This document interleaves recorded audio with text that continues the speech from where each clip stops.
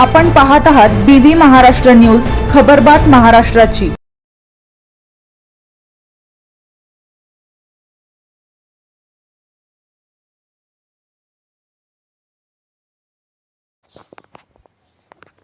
पंकज भांबरे यांचे कार्य समाजाला प्रेरणादायी। ॲडव्होकेट नितीन ठाकरे यांचे प्रतिपादन।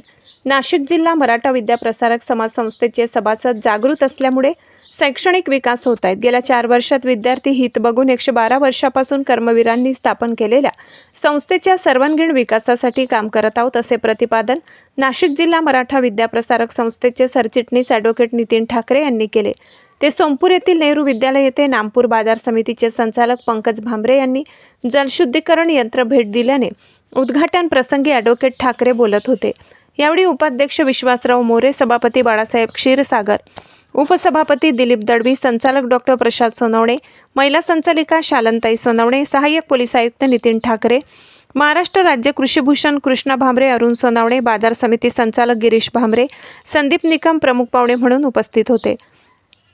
सरचिटणीस ॲडव्होकेट ठाकरे प्रमुख पाहुणे यांच्या हस्ते जलशुद्धीकरण यंत्राचे उद्घाटन करून पंकज भांबरे व कृष्णा भांबरे यांना नुकताच महाराष्ट्र राज्य कृषीभूषण पुरस्कार मिळाल्याने ॲडव्होकेट ठाकरे शालेय समितीचे अध्यक्ष सुभाष भांबरे सदस्य यांच्या हस्ते सत्कार करण्यात आलाय।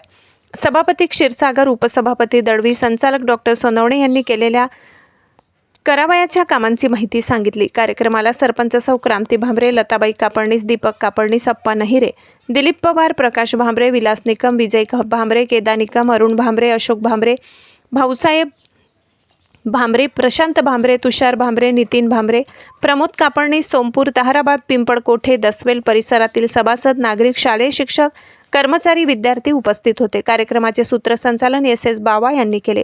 BV न्यूज महाराष्ट्रासाठी अरुण भांबरेसह प्रशांत भांबरे।